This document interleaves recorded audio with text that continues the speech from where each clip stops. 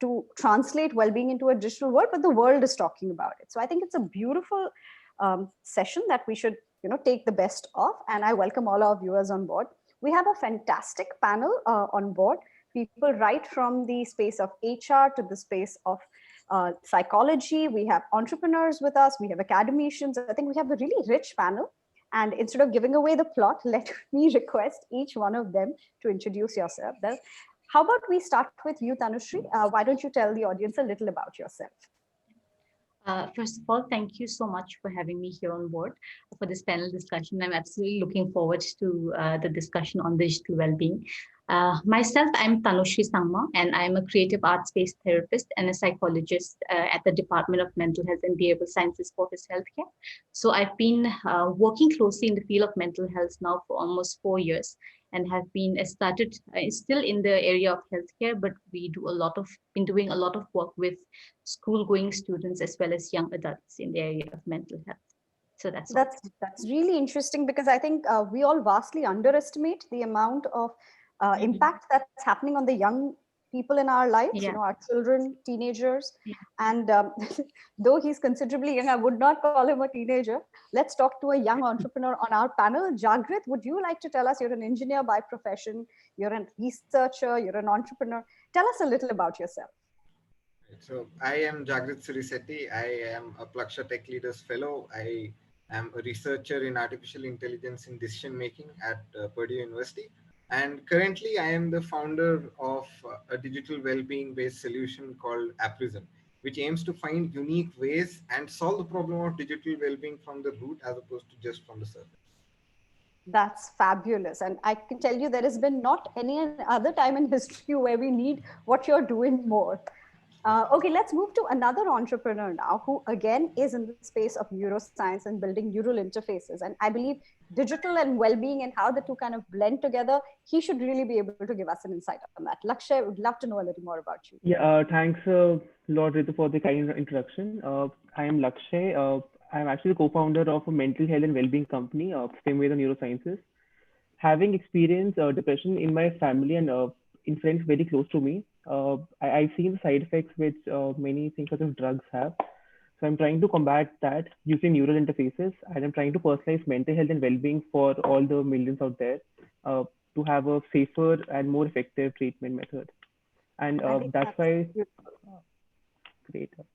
That's absolutely beautiful to see young people such as yourselves actually responding to the societal cues and building products which the world needs. Hats off to you.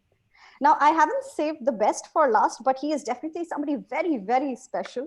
I'd love for Vishal to introduce himself. I really find him intriguing because though he is challenged, he has taken on challenges that each one of us would quail to. He's an HR person, he's a mountaineer, and he's a witty, fun person to have on the panel. Vishal, would love to have you introduce yourself. Thank you, Ritu. First of all, congratulations to LookUp to India with a chapter in India. I'm an HR professional, and along with that, I've been working on the inclusion of people with disabilities for over a decade, working with corporates, startups, NGOs, individuals with disabilities, and so on. Digital well-being, for some, it is just about health. For persons with disabilities, it's a lot more fundamental. For example, in my case, it transformed my life from a school dropout because of eyesight. I have no eyesight today. I had to drop out of school after 9th because I couldn't read anymore. And it was technology which helped me come back to education. Did my MBA from IIM Lucknow because of the support from technology and volunteers that I got. And I've been just since working in HR with Tata Motors first in Mumbai and now with Shell in Bangalore. And that's very brief about myself. Right? That's fabulous, Vishal. It is such a pleasure to have you on the panel. I think you'll be able to bring to this topic a sensitivity and a perspective which a lot of us lack. And really, with a world that's expanding and growing smaller, it's a sensitivity that we really, really need. So big welcome onto the panel. Thank you. Great. Awesome. So since we now have a power-packed panel, I'm just going to jump right into the very basics. The panel is about digital well-being, and since the term is it's very ubiquitous. Everybody hears it, but everybody has their own interpretation of what digital well-being actually means. Are we talking about digital well-being as a medium? Are we talking about it as a tool? Are we talking about the impact of it? I'd love for each of the panelists to tell me a little more about what digital well-being as a term really means to them. Let's start perhaps with Lakshay. Lakshay, would you like to tell us what your take on digital well-being really is? What does it mean to you? Right. So digital well-being is actually a very complex term to understand in the beginning. But for me specifically, digital well-being actually means spending time with myself and not being continuously bombarded with notifications and social media messages. So I think just spending time with yourself and being away from the digital world for maybe half an hour a day, and being in a balance with digital media. Because at least in the tech world right now, you have to be connected with everyone out there. But maybe having a balance is what one needs, and having positive patterns is what one needs. Sure. That actually makes sense, because the ability to carve out a space for your well-being away from the intrusion of digital media is definitely a perspective. Tanushree, what about you? Since you work in the space of young people's mental health, could you tell us a little about what your take is? Yes. So I've put a thought into the idea of digital well-being, and I think Ritu, like you mentioned in the beginning, I think I'd be more inclined towards understanding the impact, right? So for me, digital well-being would definitely be number one, appreciating how digital interface has really shaped the way we interact, and a lot for us, the way we are able to sort of go out there and look at a lot of different opportunities, but also not let, I think, digital interface overwhelm and interfere with different aspects of our life that are still important. So that's how I would define digital well-being as. So overwhelming, and the fact that we're still able to maybe understand both the way it enhances as well as the way it poses risk to us in a lot of different ways as well. So that's what I mean by digital well-being. Makes sense. So we're looking more, in your estimation, of the impact that particular tool and the access to well-being can have on our lives. Makes sense. Vishal, what are your views? What do you think digital well-being really translates to, especially given your experience with technology? I would say digital well-being would mean, you call it technology or digital, enabling people do what they want to do without the need for additional adaptation or additional separate solutions for different set of people.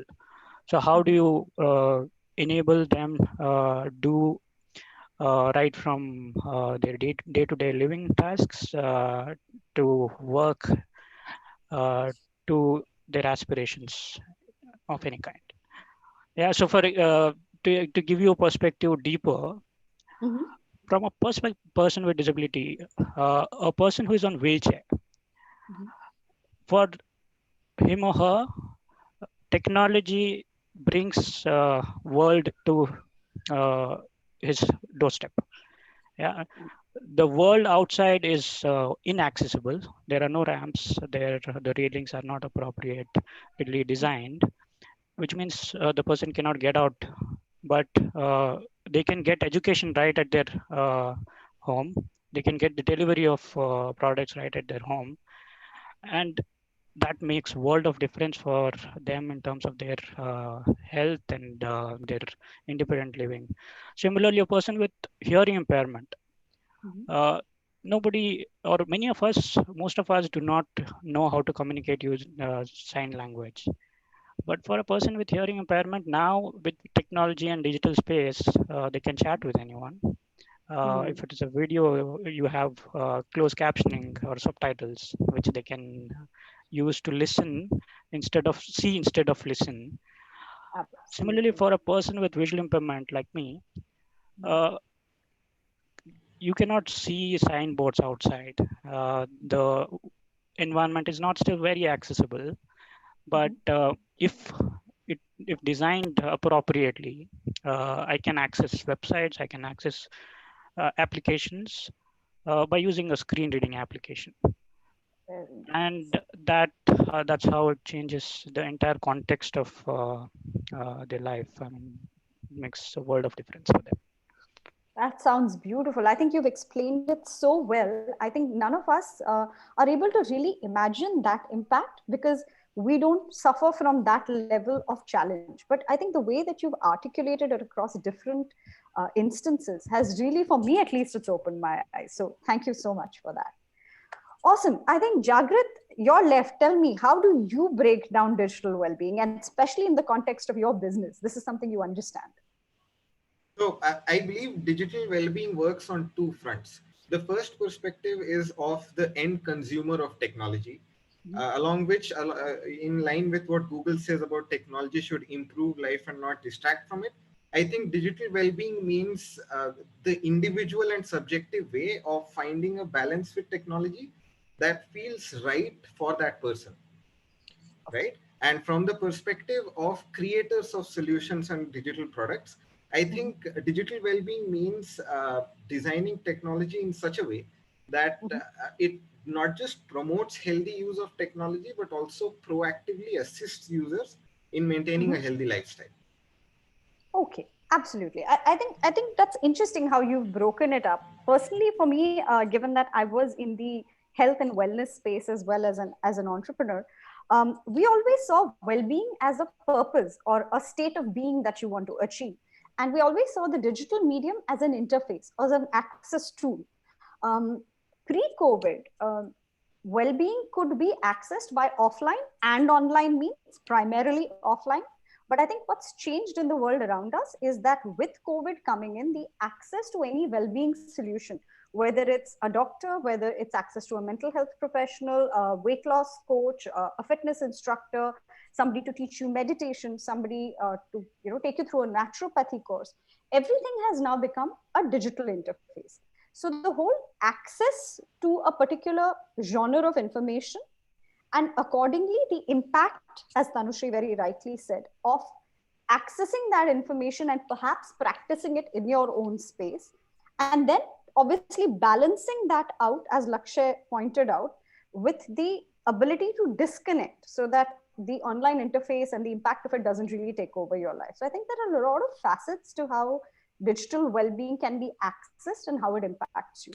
And what I would really love to talk about next is, how can we really improve digital well-being? Or when we improve digital well-being, what impact does it have on each of our lives?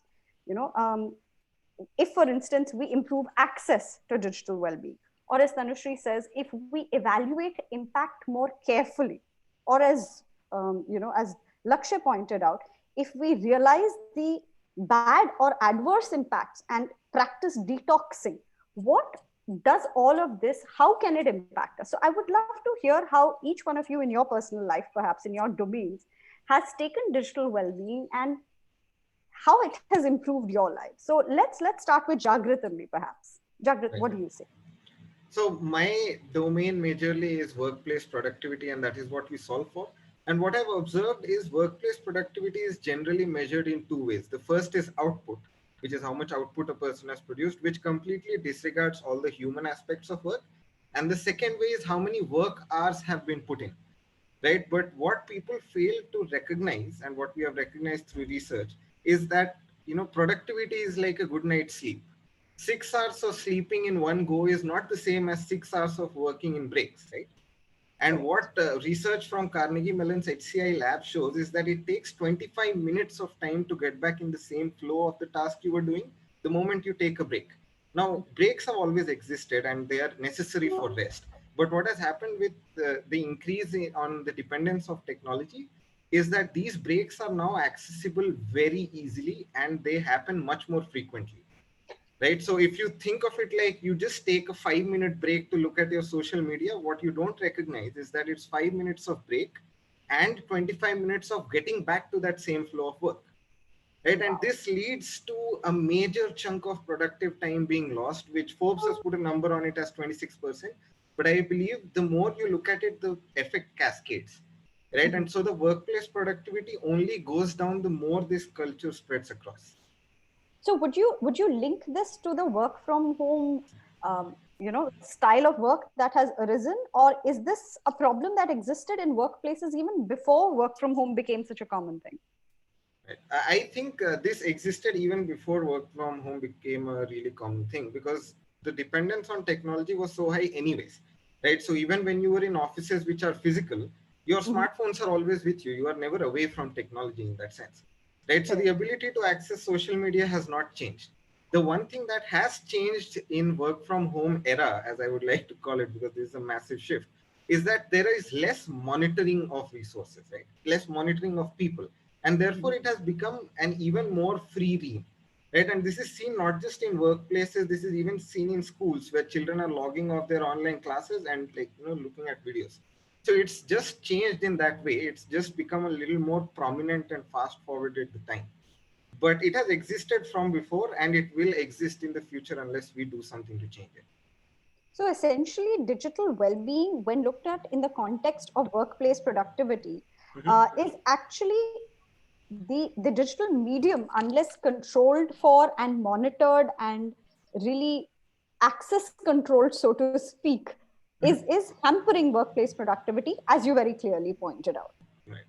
So there is one thing to this that I would like to add, in that sense that while the problem seems to be like that, the Mhm. solution does not lie in monitoring and restricting users, because what Mhm. we have seen in case of any forced solution is that people tend to do what you are stopping them from doing more, right? Prohibition doesn't work. Exactly. So what you resist persists. So Correct. if you force people to do things like by monitoring or restricting their access, it only makes the problem worse, right? So while the problem might seem like that of monitoring, the solution does not work that way. Then what is the solution in your mind? Right. So I personally believe in Mhm. empowering people to bring the change that they want to be. Okay. Right. So when people say, I want to live a healthier life, I want to live a more productive life, why would Mhm. a solution which gives them the answer directly work? Mhm. Right. So I believe that because the problem is so individual and subjective, the solution needs to be tailor made as well. Right. So in a sense, what we have done with Aprison or a lot of other solutions that exist in the market is that Mhm. we have made and understood the use cases in which users face problem like distraction, right? Mhm. We have given them choices that Okay. these are the ways in which you can deal with it. But the key thing to it is role playing and understanding that the ownership of responsibility is still yours, right? So when you Absolutely. empower the users, I believe that when they take responsibilities and bring about the change, it's much more longer lasting than forcing solutions onto them. I think that's a very mature insight, and I would love to like redirect now this question, basing off what you've said to Tanushri. Tanushri, children, as Jagrit very rightly pointed out, are a segment that does not listen. I have an 11-year-old daughter, and I struggle every day to get her off social media and YouTube videos. You deal with Mm-hmm. children and young people on a daily basis. These kind of Mm-hmm. distracting impacts, access to information that is in not age appropriate, how do you guys deal with it? What do you do? Okay. I think from an ideal point of view, it should be in terms of multi level, that it should let's say when a child is given a phone which has accessibility to the internet and accessibility to social media, we as the parents, in terms of the caregivers, has that responsibility of telling them what is it that they are getting in their hand, and the kind of accessibility and the power that it does have, right? And second, from the point of school, is that I do believe that schools should have a more robust system of media literacy, where Mhm. children are actually told critically in terms of what are they accessing on the internet, what are they accessing on the social media, what are the kind of impacts of being digitally active, right? And the kind of impact that it does have, not just short term but long term, right? So that they're able to sort of understand, and when they're also informed of the own consequences, they'll be able to make their own personal judgments about how much they should regulate. Because I think, there are a lot of researchers which talk about how too much digital interface do affect our mental health, our own emotional health. I mean, we can see it in terms of sleep, we can see it in terms of concentration. These different areas get affected, but we also get personal experiences on a day-to-day basis where we do know how it's actually making us more irritable, how we cannot stand to wait. If the internet is buffering, we know we don't have the patience to wait, right? So I think these are the two ways. In terms of, one is, yes, from a family point of view, where children are given the responsibility, they should know what they are getting into, sort of help them understand that. Second, also in the schools, to have media literacy, where they're able to understand and critically evaluate and judge what they are consuming. I think that can definitely bring about behavioral regulations that we do on a day-to-day basis as well. Like here, I think I'd like to add that in the past few months, the amount of WhatsApp use, the amount of social media use for me has like skyrocketed, right? So one thing that has definitely really helped a lot is the whole concept of knowing, number one, when do I have to regulate the amount of use, knowing that at one point it's using WhatsApp for a purposeful need, right? But also, when do I need to take the break, or I need to take a lot more intermittent breaks, because it reduces burnout at the end. So yes, I think this is what I'd say. Yeah. Absolutely. And I think what I hear you echoing literally is what Jagrat said, is that while we are all aware that it's a very powerful tool for access, for growth, for development, the impact and adverse impacts of it cannot really be monitored away. You need to let people understand and absorb the fact that there is an adverse impact that will happen, and they have to find their own solutions to dealing with it in a way that works for them in their personal environment. And from a children's perspective, obviously, the ability for children to absorb and understand these lessons and carry it with them throughout their life, because it's only going to get worse. I mean, they're at a very young age and they're seeing this transformation. 20 years Mhm. from now, the world will be completely digital. And then how will they deal with it if they haven't built in those self-regulation mechanisms? Mhm. Because when those mechanisms go wrong and things go wrong, is when you start seeing the impact, or as Tanushri very rightly pointed out, irritability, loneliness, social distancing, Mhm. not in the Mhm. right context of COVID, but isolation, leading to Yeah. perhaps things like depression and mental health problems. And I would love to get Lakshay's take on it, because this is an area that he specializes in. Lakshay, it's things like depression and mental health issues. The digital medium has been a huge access mechanism or an outreach mechanism for people who are struggling with mental health issues. On the other hand, it itself causes a lot of isolation and anxiety.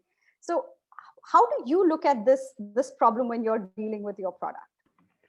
Correct. An excellent point that you made. And also, so digital media and technology has its upsides and downsides. As Vishal initially explained, that digital media has been a very source of accessibility provider to Vishal, and it can actually help people. For example, even in COVID right now, since social distancing is a big yes, social isolation is a big no because it causes mental health issues. COVID has actually been a very big accelerator for all those people who could not access mental health services earlier. Now you can have telemedicine, which actually provides access to all the people who are suffering and all the people who are in distant areas. But at the same time, when we see studies, like there has been a 2014 study which actually indicated that the Gen Z, which are the people who were actually born with social media, they cannot even spend 6 minutes with themselves, like understanding themselves, their own thought patterns, and trying to concentrate on just like understanding who they are. That's what they cannot do. And that's how social media is actually affecting us, because what really happens is that human brains are very slow to evolve. Correct. What social media and technology are evolving is at a 10x rate. They grow in 1 year what our brain would maybe grow in like thousands of years. Correct. And the dopamine hit which we are constantly getting through all the different connections which we have through all the different friends is actually like we are giving those dopamine hits on steroids, which actually affects your your cognitive thought patterns and how you actually react to situations. because once you get all these dopamine hits, the threshold of dopamine actually increases, and that's your new normal. And once you do not get that, you actually fall into the ditch of depression. So So it's essentially an addiction pattern, right? Whether it's a exactly, drug or whether it's the digital media high, it's literally feeding your addiction, and then it takes more and more to keep you satisfied, and that correct, translates into more and more screen time and into more and more isolation. How do correct. we deal with that? Oh, what is the point which Tanushree made was an excellent point to actually have awareness of these things. Actually, I was also a lot on social media, but this Netflix documentary came, which is The Social Dilemma. Social dilemma, yeah, yeah. Correct. It actually created a lot of awareness for me and the friends in my circle, and we actually started discussing about what Netflix is actually doing, and that actually, what Netflix and other social media are actually doing. And that led me to read all those research papers, like the dopamine thing, which I just talked about, is actually what that created awareness for me. And that led me to, study more about this. And from that day onwards, now I'm trying to actually Mhm. have at least a few hours per day where my phone is off, Mhm. and I'm trying to, just think about what I really want and trying to understand myself better, and taking time for more natural connections with my family members, with my friends, instead of just, going to the YouTube spiral. So I think having that awareness, understanding that digital is the way forward and you have to be connected, but still deciding on when to use that, and doing that intentionally instead of just letting it happen passively, is Absolutely. how I'm trying to balance it out.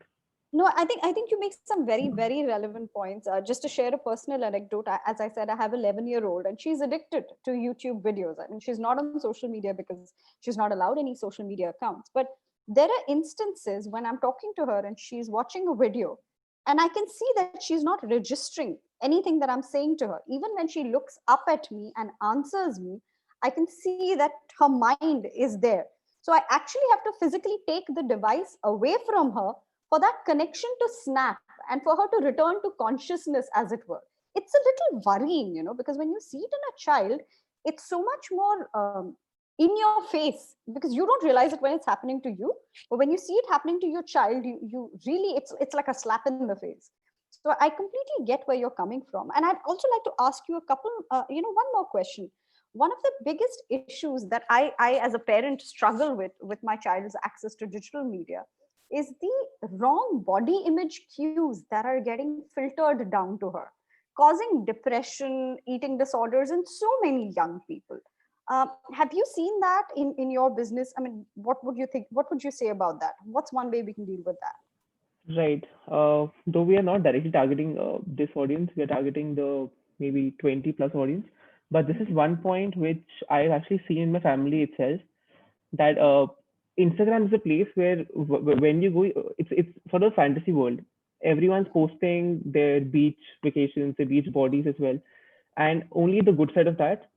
And mhm, you do not realize that behind those good photos, there's a normal person as well, and especially the young children who are very impressionable.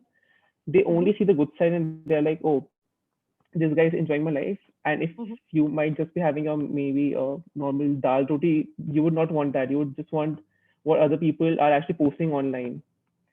Correct. And that actually creates a lot of maybe tension at home itself, because you just continue to think about what others are doing, and maybe you actually want that, when that's maybe just one event of their entire 1 month. And that's actually leading many people to depression. And also, I actually heard maybe last month that there was a news online that a person suicided because they could not buy a bag which they saw a few fashion models buying online. That's just because they saw that online and many people were buying that and their family could not afford that. The child actually did suicide. So that's a very dangerous proposition which you are playing. And at least in children, one really nice thing is, at least from the family side, it should happen, Mhm, that making the child aware that that's a fantasy world. mhm. It is important, it is nice, but maybe posting the happy moments and not that's not the true reality, something of that sort. Absolutely. And obviously, if it Very gets too important. serious, then it's always necessary to maybe go to a psychiatrist or a mental health therapist, especially for the younger people. I think Tanushree might have more points in that as Yeah, well. Tanushree, have you seen this trend amongst younger people? Is it something that is growing to worrying proportions? Yeah, that how what you see on social media like sort of influences your own perception of your own self. Definitely, I think it's not just in terms of body image; it's also in terms of how the life should be, right? Because I think one thing that we do when we look at social media is like the images, right? Because one thing is that social media is so it's very visual, so we're really processing everything at the visual level, like really at the surface level, like what Lakshya has mentioned here. We're not really looking at what's underneath and what's beneath that, right? So one thing that definitely it does is that every time we see a picture or a photo, because Mm-hmm. as individuals we're always striving to be that ideal self, right? To be Mm-hmm. that ideal person, to be perfect in one way or the other, right? Mm-hmm. But that's also very difficult to achieve, and it's a lot of conflict when it doesn't happen, right? And Correct. especially through social media presence, if you do get to see other individuals, mostly Mm-hmm. people of your same age, mostly Mm-hmm. people of with whom you sort of aspire as well, then that does bring in that the thought pattern of comparing or yourself to your life to the other person, right? Comparing how you look to the other person and wanting to be a lot more like that, right? I think this is why I did mention in the beginning that critical thinking is so important in order to help them understand the context in which that's coming from, and the context in which these images are being portrayed, right? Because it's always that portrayed self. And so that's what. And second of all, I think is when we deal with younger children, right? And even with young adolescents, and maybe in that age of around 20, 21 years of age, college going student, where social media use is a lot more among them. It does impact. Mm-hmm. It does impact, especially when we're looking at friends within the friend circle, right? It does Mm-hmm. impact them in terms of, it's so because they put in so much effort in trying to think about what photo should I post, or whom should I tag, should I write this. It's so much of a pressure to greet somebody birthday on social media. If I don't do this, how will my other friend feel? There's so much thought that goes into it, and it does surprise and shock me, because we've never sort of had to go through that. But maybe it's never been a priority, right? But for them it is a priority, right? So if something of a priority is impacting them, then it does impact them at both psychological and emotional level. So yes, it does affect. And I think one way to also counter this is also to not help it internalize. Like if you're seeing everything, so similarly goes for cyberbullying as well. Like if you get trolled, or if somebody cyberbullies you, the idea is not to internalize what's being said at you. And I think that's one thing to look at for body image, is to not internalize what the other person says about the way you look, or the way you've been given like a superficial judgment about it. So that's what would be my take on uh, you know the role of body image and like social media and digital interface there. Yeah. It makes sense. I think very relevant points that you're making, that all of that is, as Lakshay said, it's fantasy land. It's your best self put forward. And unless we as adults and passing it on to our kids are able to provide the right context and reality and help them do like a self reality check, saying, this is the best moments of their life, but everybody goes through bad periods and everybody looks this way when they wake up in the morning. You don't get up looking like that, and basically keeping it real is critical. So I think what scares me very often when we talk about digital mediums is how divisive it can be. It's in one respect, it can create so much inclusivity, and on the others it can make you feel so isolated and disincluded, because you perceive groups of people as having fun, having a cool life, having a great workplace, being really fit, having a great body, and then you look at yourself and you find yourself excluded and on the outside, and that creates isolation and depression. But on the other hand, as Vishal rightly pointed out to us, there is so much power in the digital medium, and its ability to provide access to well-being sources that can completely transform people's lives. So I would like to now shift to Vishal and ask him, Vishal, stabilize us. We're heading towards the dark side. Tell us about the good parts of the digital well-being journey as well. Okay, so I'll bring in both. When we say you've been talking about access, now let's pause and really reflect. Do everybody have access? Not really. There are 1.3 billion people with disabilities, and do they have access to technology? No. Uh, but let me start with some positives. What technologies have done? Yeah, people with disabilities, with the help of technology, has started coming out of their house. Yeah.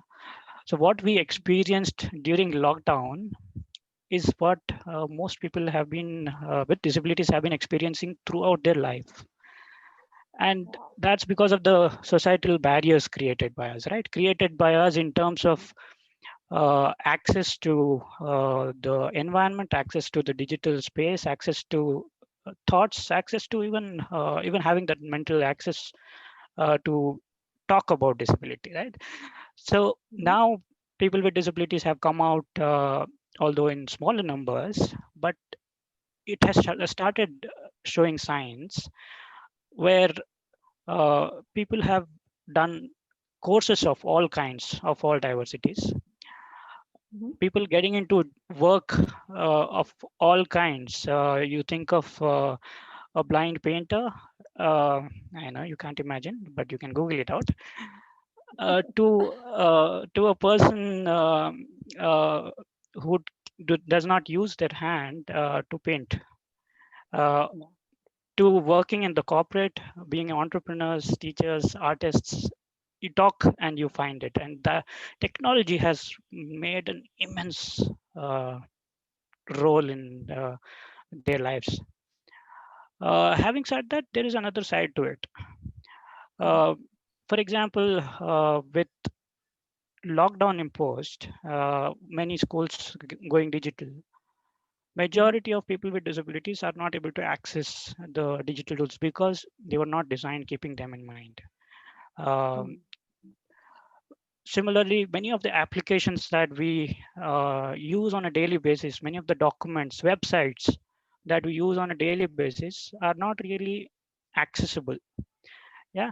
So when I say accessible, there are certain accessibility standards. I can get deeper into it. But it's about when you don't design things keeping certain sections in mind, you miss out on 1 billion, more than 1 billion people.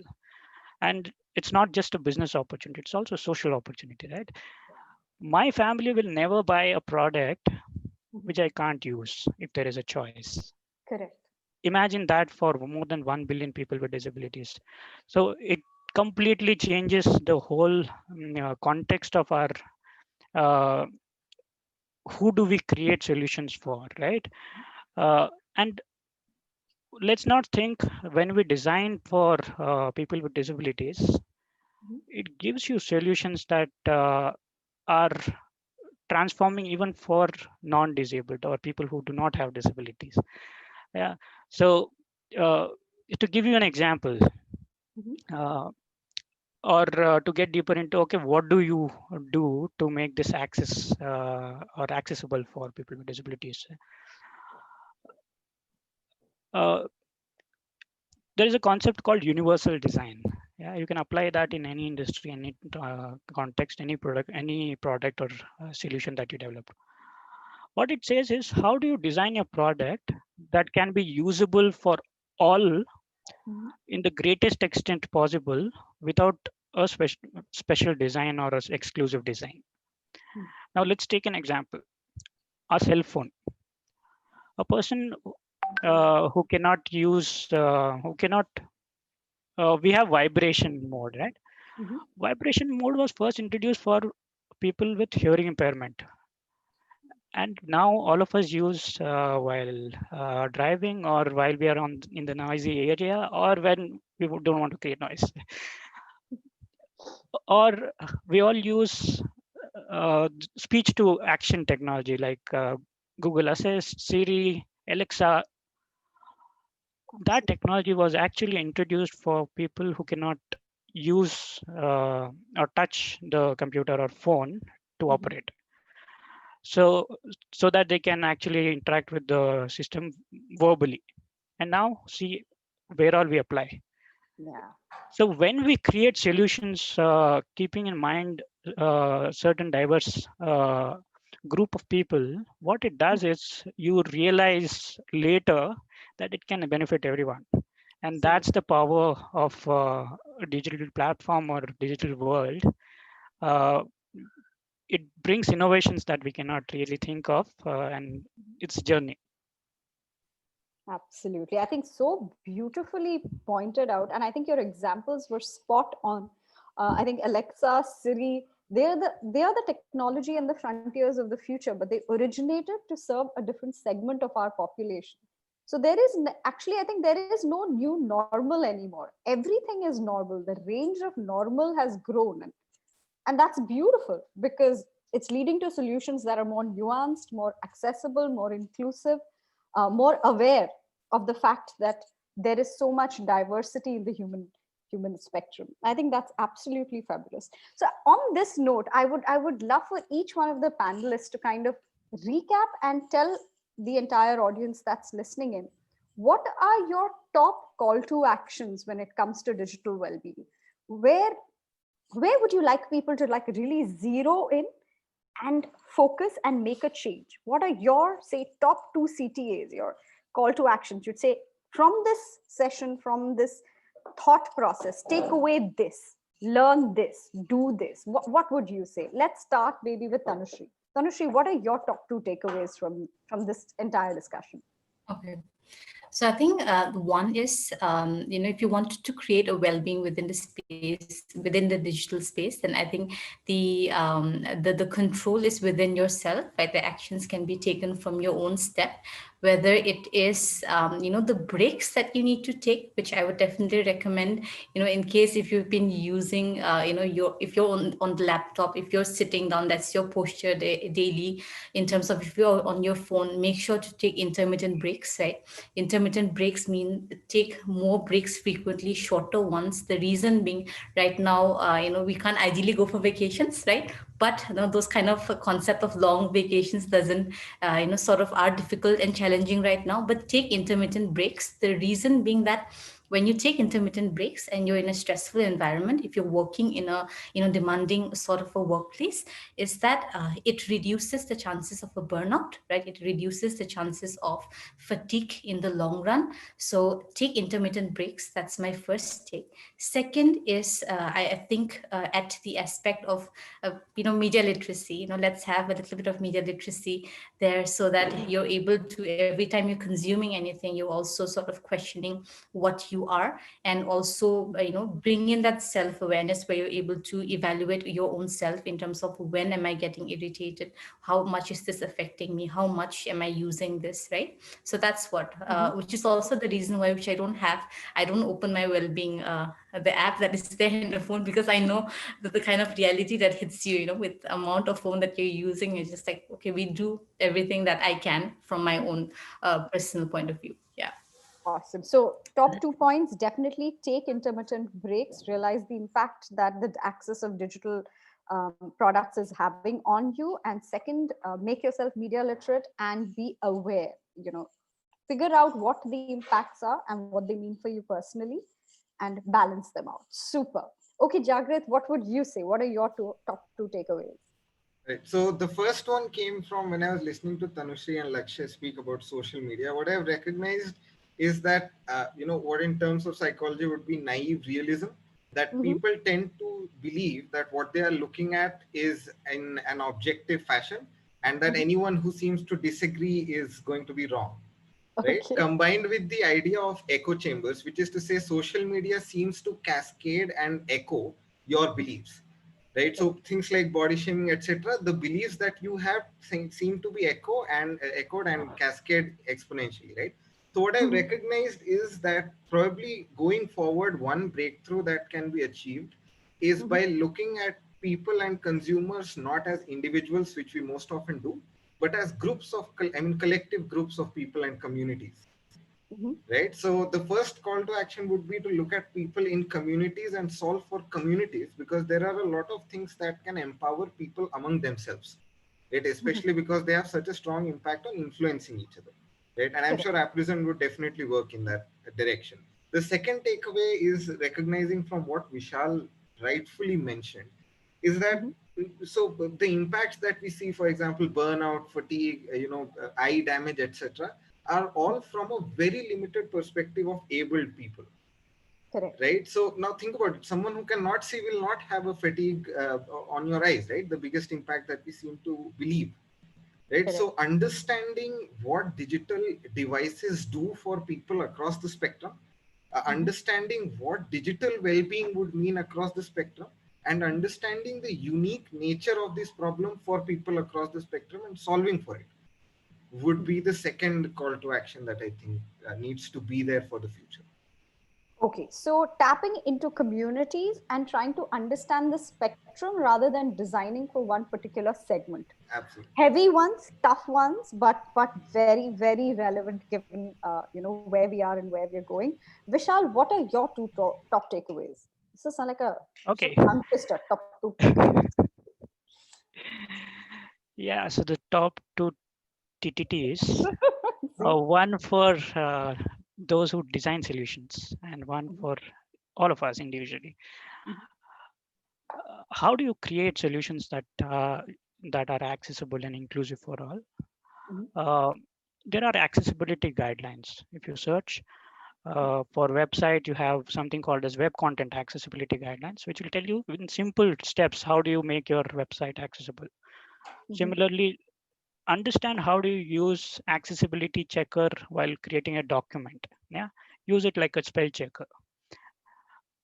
Understand, talk to when you explore your design and when you look your segment, include those segment of people who have not been thought of, and they'll give you solutions, they'll give you ideas.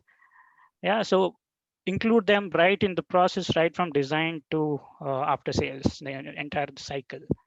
Yeah, so that's one perspective.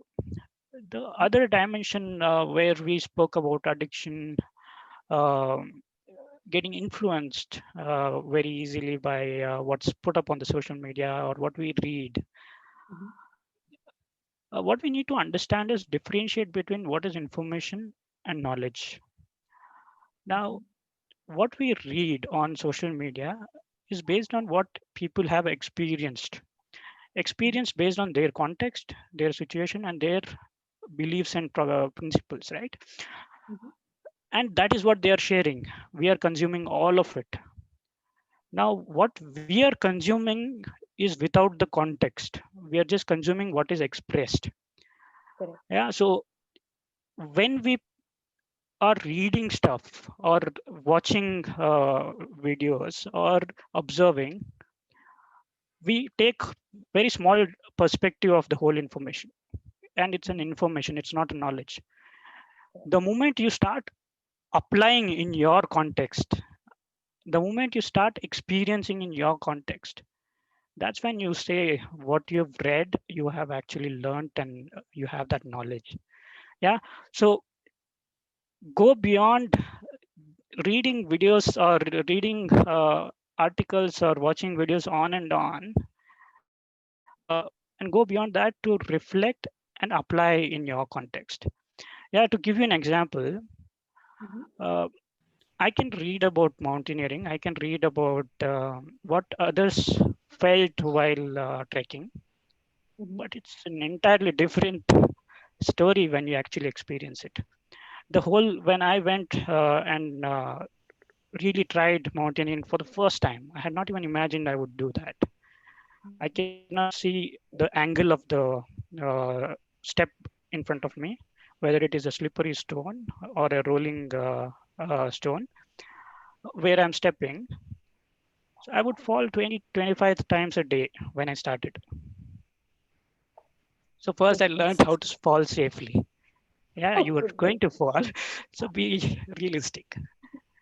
Wow. Then you'll start balancing your body. You will start learning how to balance your body irrespective of the terrain you step on. And after some time, you start enjoying the nature. I enjoyed it so much that I went on to do a trek at 18,200 feet above sea level. Uh, went to the Mount Everest base camp, uh, and it's a thrill that you can only experience. No words will have any meaning. You think that you can walk for 1 hour, but mountaineering made me walk for 10 hours a day with 15 kgs on. Yeah, Yes. you think so. That's what experience does. Yeah, so digital world gives a lot in terms of knowledge from what you can learn from others' experience, right? But unless you apply in your context, it has no meaning. So go out, experience the world, go within and experience yourself, reflect and be aware of yourself. Beautiful, beautiful.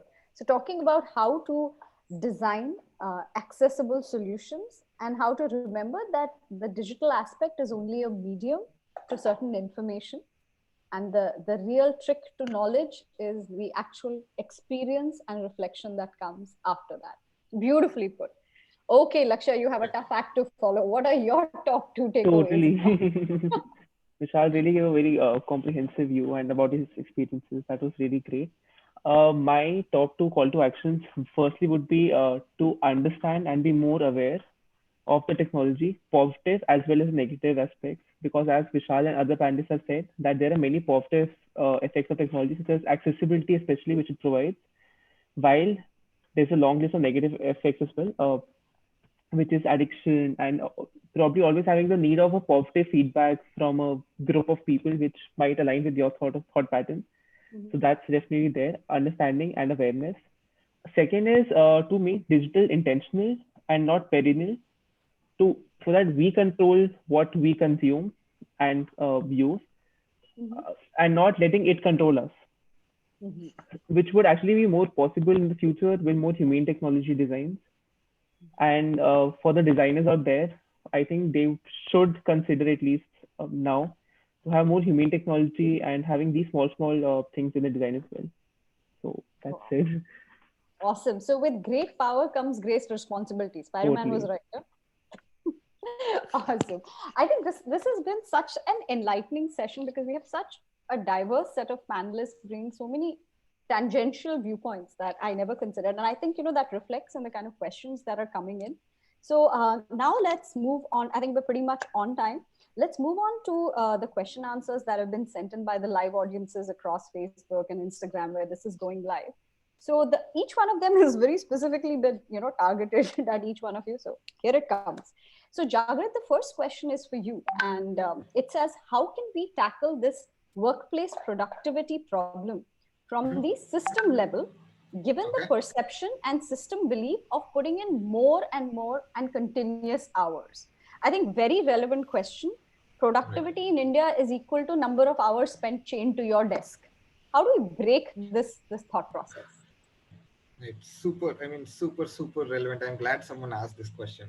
And a huge chunk of our research, especially for our B2B offering, has gone into this, right? What we have recognized is that, productivity is almost independent of the way you make people do work, right? So when you ask people to work for either 6 hours or 10 hours, the amount of productivity that you can get out of them is almost independent, right? With rest in between.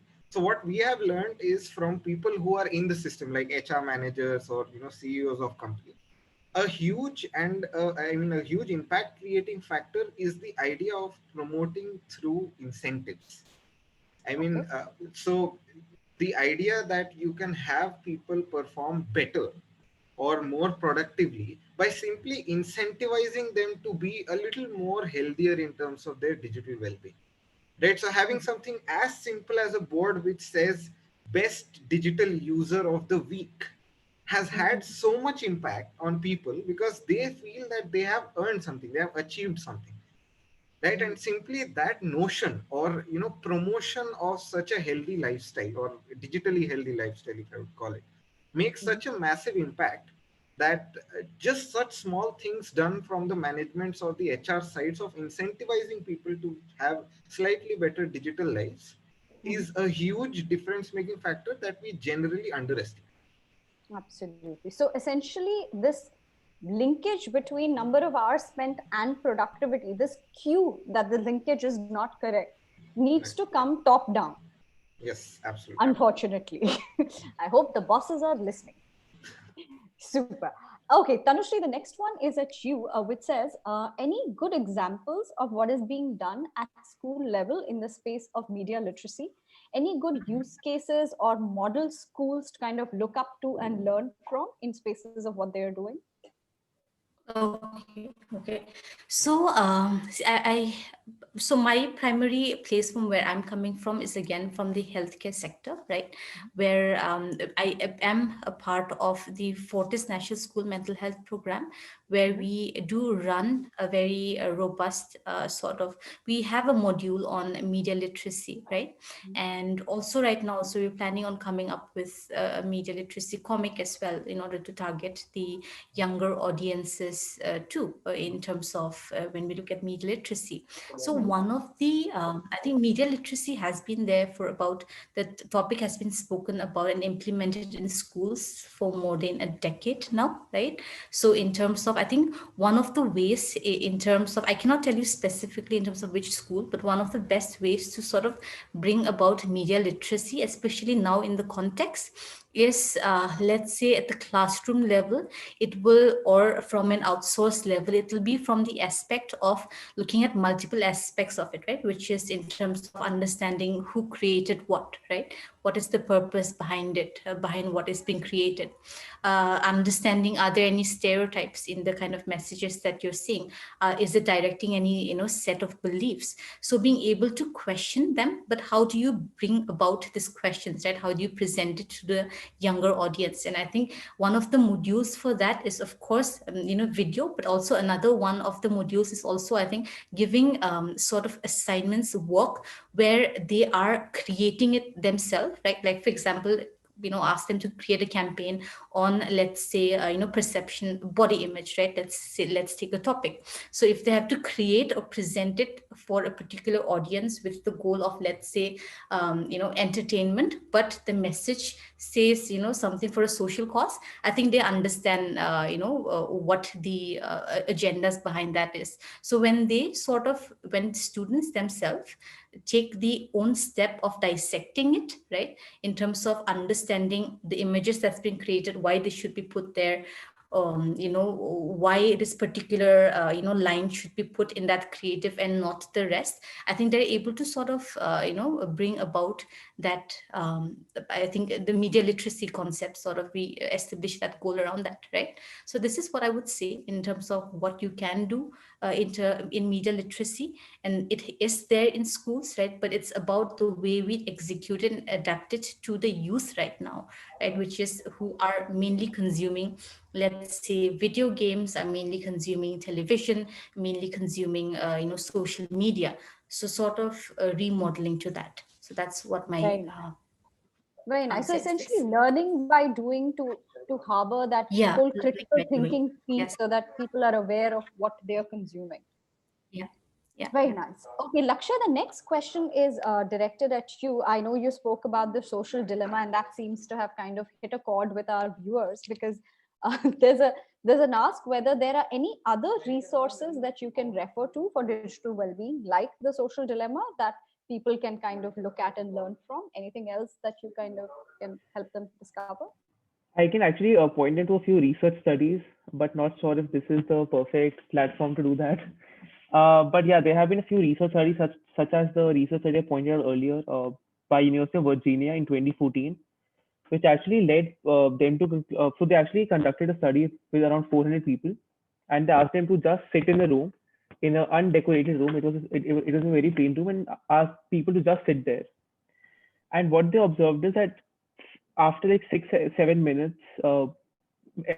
average like most of the people after 6 7 minutes could not sit in that room. They either wanted to move out of that room, Or when asked to sit in that room and just be with their own thoughts, some people actually chose to, give them electrical shocks on their hand because that was giving them something to do at least. Goodness. Right. Yeah, that was weird. So they had this. I know what's it called. It's like a, when we were kids, we had that toy of electric shock. Ah, Even though that's giving a shock, but it is there's something to do with them. So people were choosing that over just sitting alone, like for even 6 7 minutes. So that is wow. one research study which I found really interesting, that we are so addicted to the outward thought pattern instead of inward thought pattern, that we would Mhm. even do that which is logically flawed instead of just being alone. So that is one research study I can say right now. For more, I'll Mhm. probably email whoever the person asks for and give them much. I can just send them good research papers for that. Super. So I think if you can get in touch with the Lookup team, just leave a comment or a message on the live chat, and I'm sure they'll reach out to you with some of the resources and put you in touch with Laksha so you can learn a little further. Great, that would So be amazing. awesome. Now there's a question that's towards all the panelists, and this is putting all of us on the spot. Essentially, can you talk more about steps that you have taken for digital well-being? So it's all good to come on the panel and talk, but what have you done? Okay, so Vishal, let's start with you. What have you done for your digital well-being? One thing.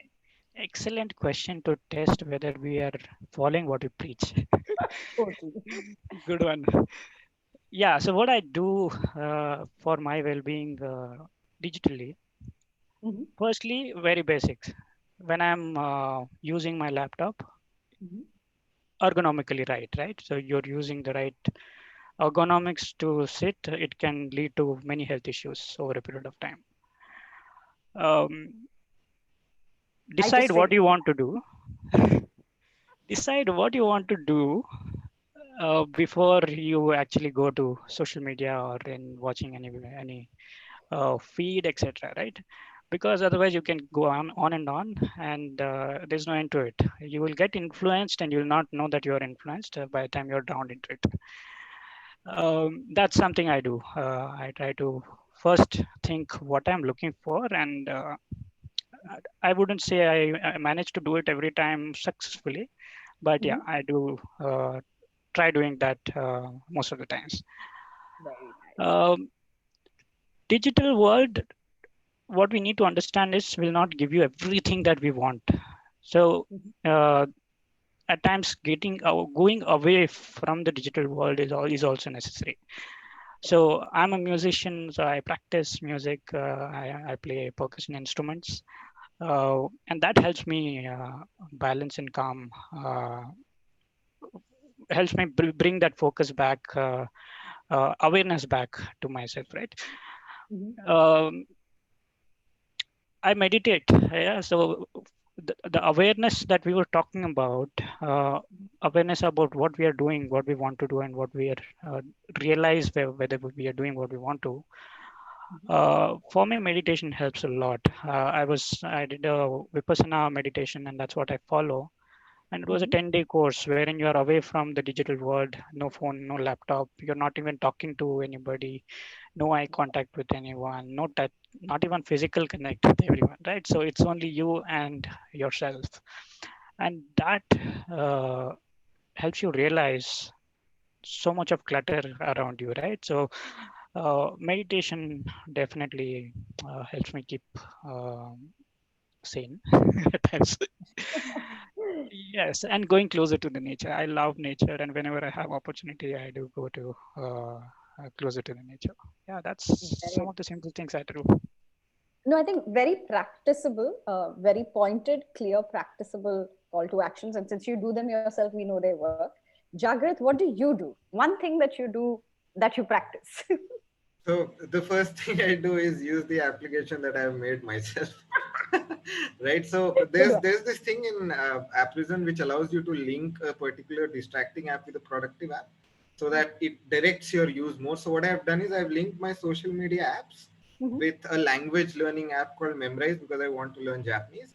And so the more I use a social media app, the more I have to use my Memrise app, right? So yeah, so I have Agree started. me.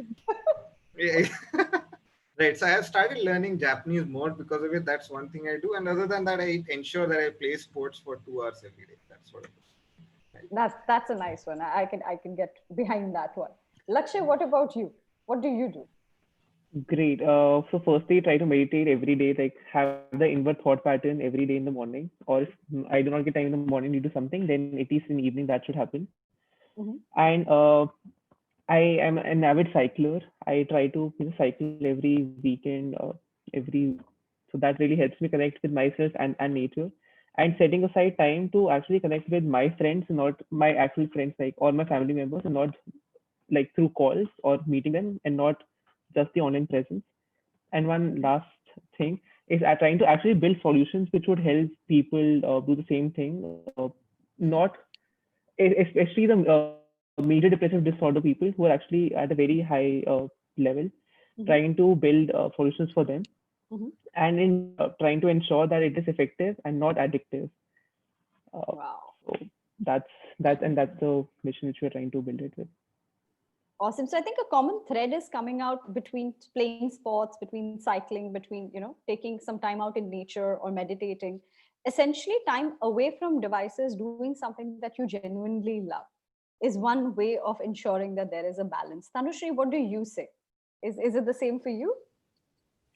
So I think for me, one thing that has definitely worked is a more sort of time-bound approach to how much when I start using it to when I know, that I can take a break.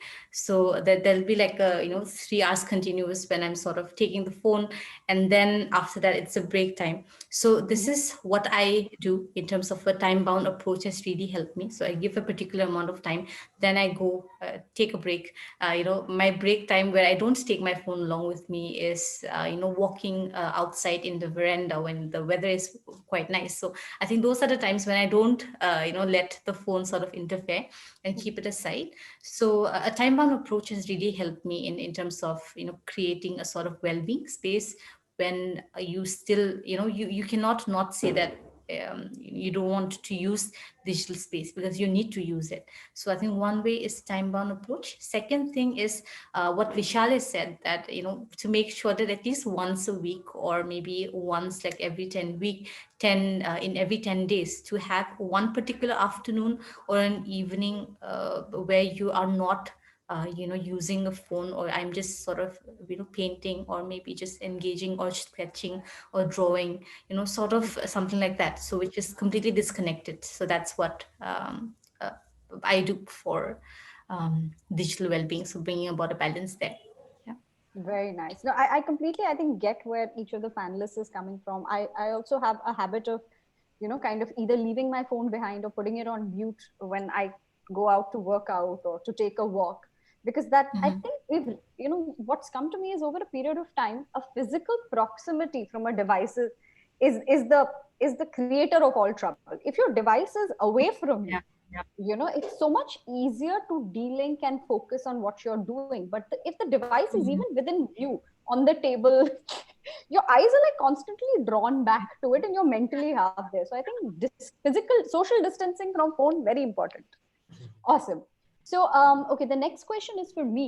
Okay, we're talking about digital well-being, and an important part of it would be redirecting the focus of the youth from the negative to the positive content that is available. How do we consciously do that? Whew. I think very, very tough to do. There is a whole host of really inspirational, motivating, great positive content that's out there. Then there's a lot of junk, and everybody seems to naturally gravitate towards the junk.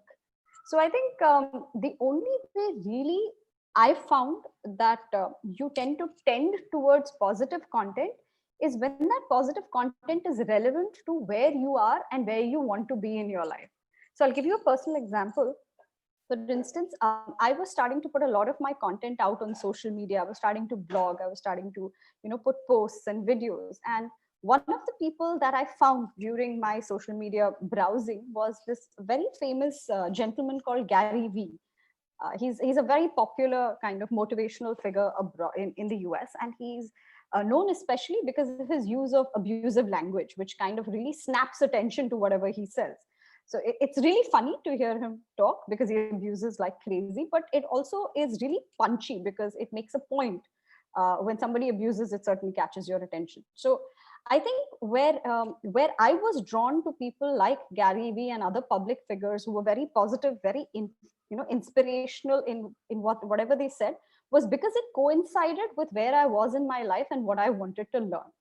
So I think if, like when Vishal said, if you go online with a specific objective of learning something, of discovering something, of seeking inspiration, you will naturally be drawn to the positive, rather than if you go there to spend time that you're scared of spending with yourself, then you will browse junk. So I think it's all about where you are in your mind space, and it's very difficult to consciously do that. But I think if, like Vishal very rightly said, if you keep an objective in mind and kind of look at it as a tool to gain information on that objective, you are more likely to discover the positive than browse through crap, because it doesn't align with what you're doing at that particular point of time. Great, I'll stop. So next we have a question that's for everybody, and anyone can volunteer to take it, or nobody takes it up, I shall volunteer somebody. Which is about online gaming. The question is that online gaming is taking up a lot of time and attention. What are the perils, and what should we do to avoid or minimize the negative impact of it? Anybody would like to volunteer to answer this particular one, or everybody's like, eh, not me? Uh, Maybe I Yeah. can. Oh, sorry. Okay. Yeah. No, go Great. ahead, Lakshay. Go ahead. Yeah. Go ahead, Lakshay. We'll get Jagrat after this. Right. I know Jagger is an avid gamer though. Anyway, so even though I do not play a lot of games, but from what I've read online and what I've seen from my friends is that firstly, when you start gaming, there's a huge dopamine influx Mhm. because games are specially designed so that you continue to play those games. You have levels, your small rewards. Even games like Candy Crush, they actually when you like have three striped candies together, there is an animation which happens, and you want that animation to happen again and again. But at the same time, it's important to play such games so because of your social circles, like because you might have a friend who might play that. So having a balance between these things is really important so that once your brain does not get adjusted to that high level of dopamine, but while also having that, because you cannot always be productive, you want your ways to like chill, and games also help in cognitive behavior as well. And you also may want to have talking points with your friends. So gaming is important on that. So how at least adolescents can deal with this is that again deciding times to when to play, and maybe have cutoff times that maybe 30 minutes a day is fine. More than that is not. And also some parents tend to take games away from children. I don't think that's also a very positive thing. So maintaining a balance is really nice so that that dopamine threshold is not always up, but you also have a can talk about that with friends and get some excitement out of it. So yeah, but I think Jagrit, he's a gamer. He'll add Jagrat, more. you're a gamer. What are the perils? Right. In a sense, the biggest peril that I see is not just of what the impact gaming has, but of the threat that it's perceived to be as. So I'll quote a study by Google. It said that out of all the people that they surveyed, they found that almost 44% of the people believe gaming has a positive impact on their life, right? Oh. And only 17% people believe that it has a negative impact. So while it might seem like a very obvious statement that gaming has a lot of negative impacts, etc., it's not genuinely perceived as such, right? So the first thing to understand is that the negative impacts of gaming first have to be understood and perceived as a threat in order for us to deal with it, right? That I think is a bigger peril than all the perils of gaming combined, right? So The basically, second, only the parents think that it's a problem. Everybody who plays thinks it's the right yeah, thing to do. yeah, only So the the parents parents who are don't. observant enough to say that gaming is the cause of the problem, not all the parents, right? And the second thing is, as Lakshya super correctly pointed out, it's a matter of dopamine, right? So what I have observed is that the first thing to do is, if you have other sources of dopamine which are easily accessible or inculcated as a habit in you, like sports or anything that allows you to do that, that works. The second thing is, and that I've personally learned, is that it's not that if gaming is having such an impact that you can't stop it, it is all bad. right? There are a few good things that make it work really well, like its ability to engage users for so long, right? And Mhm. it being so easily accessible. It's like an easy access to a hit of dopamine, right? You can just turn on the Correct. game and play it. So what I observed is you can take elements of a game, which we Mhm. commonly call as gamification, right, and role Okay. playing, and use that in your solutions which target digital well-being, right? So Mhm. why only focus on the bad parts of game? Take the good parts, use it in a solution yourself, Okay. right? So that those two things I think have made a lot of difference in terms of either online gaming and in general. From the mouth of a gamer. Yeah, absolutely. Awesome.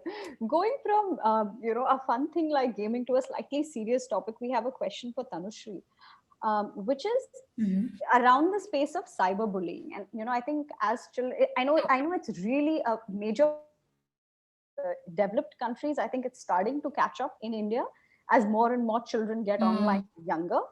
From the perspective of both the bully and the person who's being bullied, it's not just from the victim's perspective, because the person who's bullying, unless he's counseled or um, changed in some way, he will keep perpetuating the bullying behavior. What are some of the ways to counter cyberbullying?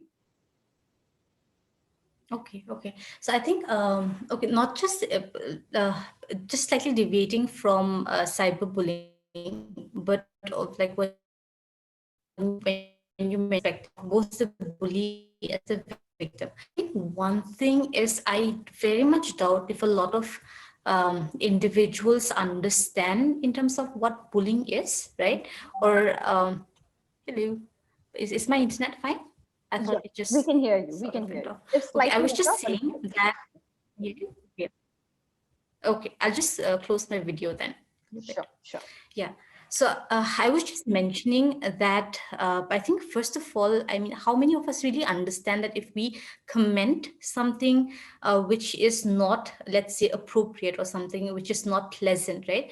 Do we understand that, that's, you're engaging in one way, the language is called trolling, but if you're doing it repetitively, that's when it's called bullying, right? But otherwise, I think trolling is, again, not, let's say, it's not pleasant to experience, right?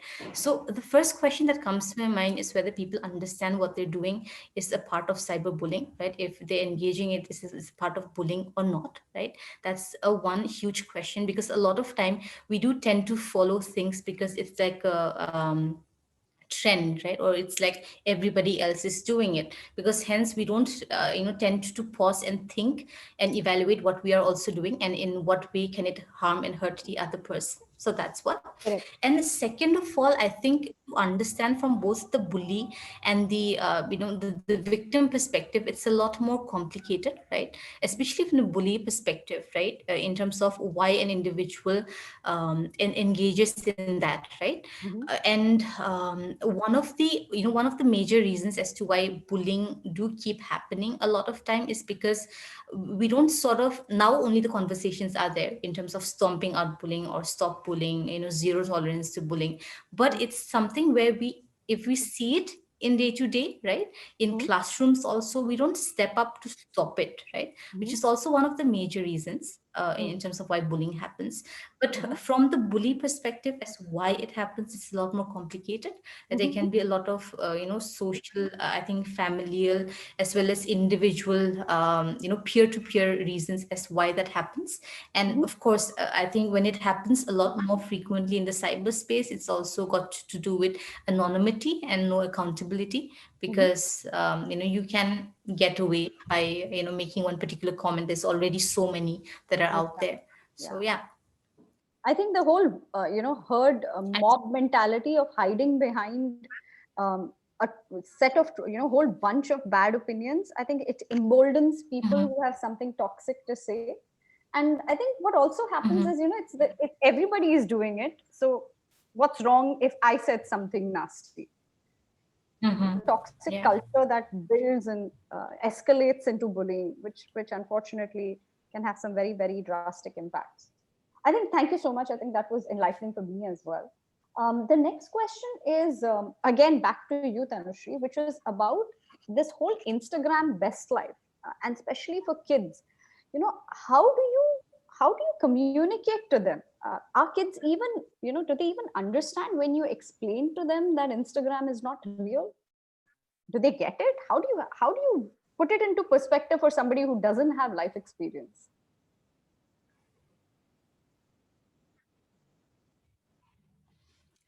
Can you repeat the question again? I'm Yeah, sorry, there was a lag no in the problem. internet. No problem. So the question is about the whole Instagram best life that we were discussing. And we've been talking throughout about explaining to children, helping them understand the context, helping them understand that, this is just a small facet of life and everybody's best moments put together. But how do you really help them internalize this? Base the reality that they're seeing on their screen and them not having the life experience to counter it. How do you help them actually believe that, that this is not real? How do you do that? I think this is where I'll bring in a little bit of what Lakshya had mentioned, right? In terms of that, the use of the word fantasy world, right? It's Mhm. also to sort of, number one, I think, we have this we say that I don't care, right? In terms of we usually say I don't care. But, when we are, browsing through, choosing a lot of, pictures to sort of put up that one particular perfect picture that we want to put up with a lot of filters, right? We do care, right? At one particular point, I think it's about, then and there itself. With younger children, it's also number one, I think, having other things to do as well, other than just, browsing on the phone, right? Give them alternatives that are much more enriching, right? Because I think with younger children, we cannot tell them, that you should do this value based approach, which can work for adults, in terms of saying that, you should have a lot more purpose with its use. But for them, it's always about entertainment, right? It's always about getting that stimulation. It's imposing, I think, as well as telling them alternatives. Second of all, I think, talk to them about social media. Sometimes children tend to know a lot more about social media than their parents themselves. So that's one, the other side of it. But of course, telling them that, social media is, what's the purpose of it, what is the reason for it, and we're helping them see both the reality as well as what is just put there, as a portrait aspect. So that this is what I'd, like, sit down with children and then talk to them about, social media in terms of each of the platform, which of course requires us to be more versed with the platform itself. So yeah, I that's a think I think challenge, I think. that's beautiful advice right there, and it's something that I find personally very relevant because that's something that I struggle with my 11-year-old every day. And you're right, because if that is all there is in her life, and that's the only source of enjoyment and entertainment that she has, then she's going to hold on to it with both hands and absorb that reality. But if it's a very small part of her day, it's one of the many many things that she does, and consequently the impact of it is going to be hugely diluted. I think very relevant and sensible advice. Get your kids out of the house. Take the device out of their hands, get the kids out of the house. Moral of the story. Okay, we have so many more questions that are lined up, but we are out of time. I think that's a good thing, because if we didn't have questions and had lots of time, that would not be a good thing. So we have lots more questions. I think to whoever whose questions have not been answered, please do reach out to the LookUp team. I'm sure they'll be happy to connect you with the panelists, and you can have detailed, and very detailed, enriching conversations and get lots more insights. We would love for more questions and thoughts to come in around this. So with this, thank you to each one of the panelists. All of your insights and viewpoints were absolutely spot on. And thank you so much for a rousing, heartfelt discussion. Thank you so much. And back to Jayesh now to take over the rest of the session. Yeah, so thanks everyone. And simply as a viewer, I was astounded by the depth and the variety of views that were coming in on digital well-being. So much so that it showed that it is not a one track or as simple a topic as it seems to be. So I believe just before concluding the event, I would like to take an opportunity to thank each one of you. So thanks Tanushri for showing us the line between beneficial and detrimental. Thank you. Thank you Lakshay for showing us the mirror, especially about some of the false perceptions that we hold, right? Thanks, Vishal, for being so poignant in showing us the moral compass sometimes, right? Both internally and externally. It was heartwarming and heartbreaking at the same time. Thanks, Jagrit, for dispersing the myths around productivity and digital well-being, right? Not just functional, but utilitarian as well. And saving the best for the last, thanks, Ritu, for being the Sutradhar, right? For being the Krishna of this discussion, balancing and connecting everything. So it was a great panel discussion. And on behalf of the LookUp team, we would like to thank all of you.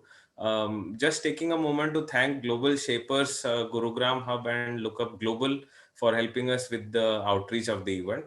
And to our understanding, LookUp India is this is just the beginning for us. We are committed to holding many more such events, and a bevy of events which I think can help the youth of this country and globally, taking things to the next level, especially in the areas of tech life balance.